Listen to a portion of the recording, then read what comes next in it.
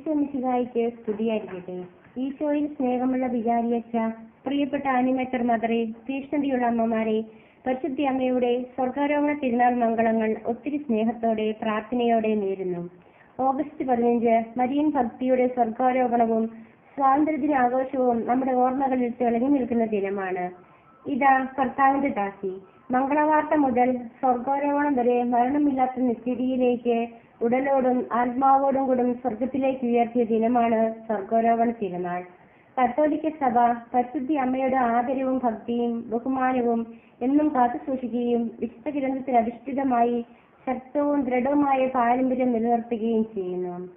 ലോകത്തിൽ മറ്റാർക്കും ലഭിക്കാത്ത കർമ്മഭാവരഹിതയായി ജനിച്ച പരിശുദ്ധ അമ്മ പരിശുദ്ധാത്മാവിനാൽ ദിവ്യഗർഭം ധരിച്ച യഹൂദ സ്ത്രീയാണ് കന്യകാമറിയം.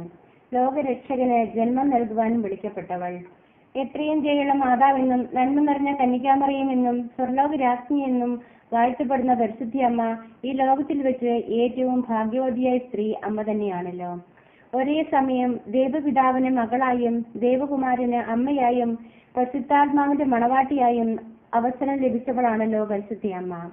ഒരാഴ്ച മുഴുവൻ കർത്താവിനോടുകൂടെ ജീവിച്ച് അവളുടെ മനസ്സിനെയും ആത്മാവിനെയും വഹിച്ച ആ ശരീരം അഴുകുവാനുള്ളതല്ല, എടുക്കപ്പെടുവാനുള്ളതാണ് നിത്യതയുടെ സ്വർഗത്തിലേക്ക്. ജീവിതത്തിൽ ദൈവഹിതം നിറവേറ്റുന്നവർക്കെല്ലാം ക്രിസ്തുവിന്റെ അമ്മയാകുവാനുള്ള സാധ്യതയാണ് സുവിശേഷം നമ്മുടെ മുൻപിൽ വെക്കുന്നത്. നമ്മുടെ ജീവിതത്തിലും ദൈവികത നിറവേറ്റിക്കൊണ്ട് അമ്മയെപ്പോലെ പറന്നുയരാം. പരിശുദ്ധ അമ്മയുടെ സഹനത്തിനും തിളങ്ങി നിൽക്കുന്ന ജീവിത വിശുദ്ധിക്കും പ്രാർത്ഥനയാണ് സിദ്ധൌഷധം. ഈശോ മരിച്ച് ഉയർത്തെഴുന്നേറ്റതിനു ശേഷം പരിശുദ്ധ അമ്മ 14 വർഷത്തോളം ഈശോയെക്കുറിച്ച് പഠിപ്പിച്ചു തന്നുകൊണ്ടേയിരുന്നു. മുഴുവൻ സമയവും രോഗികളെ ശുശ്രൂഷിക്കുവാനും ദുഃഖിതരെ ആശ്വസിപ്പിച്ച് പരിശുദ്ധ അമ്മ സമയം ചിലവഴിച്ചു.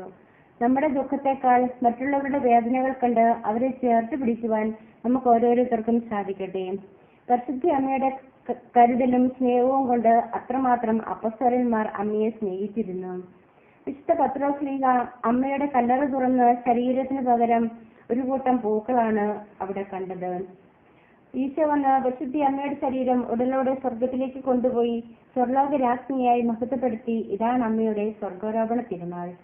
അമ്മയുടെ ശരീരവും ആത്മാവും മഹത്വത്തിലേക്ക് എടുക്കപ്പെട്ടു എന്നത് ദൈവത്താൽ വെളിപ്പെട്ട സത്യമാണ്. പ്രാർത്ഥന എന്ന ആയുധം കയ്യിലെടുത്ത് വൈദികർക്ക് വേണ്ടിയും കുടുംബത്തിനു വേണ്ടിയും അന്ധവിശ്വാസികൾക്ക് വേണ്ടിയും രോഗികൾക്ക് വേണ്ടിയും ശുദ്ധീകരണ ആത്മാക്കൾക്ക് വേണ്ടിയും ലോക സമാധാനത്തിനു വേണ്ടിയും പ്രാർത്ഥിക്കുവാൻ നമുക്ക് സാധിക്കട്ടെ. മാനസാന്തരത്തിനും ജീവിത നവീകരണത്തിനും വേണ്ടി ഈശോയിലേക്ക് അടുക്കുവാൻ പരിശുദ്ധ അമ്മ നമ്മളെ സഹായിക്കട്ടെ. ദൈവം വസിക്കുന്ന ഇടമാണ് സ്വർഗം. എങ്കിൽ ദൈവത്തിന് വസിക്കുവാൻ ഇടം കൊടുത്തുകൊണ്ട് സ്വർഗം ഭൂമിയിൽ തീർത്തവളാണ് പരിശുദ്ധ അമ്മ.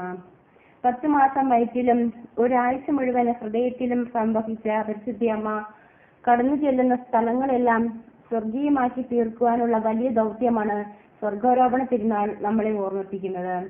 വേദപുസ്തകത്തിൽ ദൈവത്തിനെതിരെ നിന്ന അത്തിയിലകൾ കൊണ്ട് കുപ്പായം മെനഞ്ഞ ഹവ്വായെ നമ്മൾ കാണുന്നുണ്ട്. എന്നാൽ മറ്റൊരാളുകളിലേക്ക് ചെല്ലുമ്പോൾ സൂര്യനെ ഉടയാടിയാക്കിയവളും ചന്ദ്രനെ പാദപീഠമാക്കിയവളും 12 നക്ഷത്രങ്ങൾ ശിരസിൽ അണിഞ്ഞവളുമായ പരിശുദ്ധ അമ്മയാണ് നമ്മൾ കാണുന്നത്. വിശുദ്ധമായി ജീവിച്ച് പരിശുദ്ധ അമ്മയുടെ ജീവിതം ഒരു കവിതയായും പ്രാർത്ഥനയായും മാറി. കവിതകൾ രക്ഷകന്റെ അമ്മയായി, തിരുസഭയുടെ മാതാവായി, പ്രത്യാശയുടെ അമ്മയായി, കരുണയുടെ മാതാവായി, സ്വർഗാരോപിത രാജ്ഞിയായി നമ്മളിൽ നിന്നും പരിശുദ്ധ അമ്മ ജീവിക്കുന്നു. പ്രിയ അമ്മമാരെ, സ്വർഗാരോപണ തിരുനാൾ ശരീരത്തെ വിശുദ്ധമായി കാത്തു സൂക്ഷിച്ചുകൊണ്ടും ദൈവത്തോട് ചേർന്ന് ശ്രേഷ്ഠമായി ഉള്ളതെല്ലാം നൽകിക്കൊണ്ടും വിശുദ്ധമായ ജീവിതം നയിക്കുവാൻ പരിശുദ്ധ അമ്മ നമ്മൾ ഓരോരുത്തരെയും സഹായിക്കട്ടെ എന്ന് പ്രാർത്ഥിച്ചുകൊണ്ട് ഒരിക്കൽ കൂടി എല്ലാവർക്കും സ്വർഗാരോപണ തിരുനാൾ മംഗളങ്ങൾ നേരുന്നു. പരിശുദ്ധ അമ്മയ്ക്ക് മഹത്വമുണ്ടാകട്ടെ. ആമീൻ.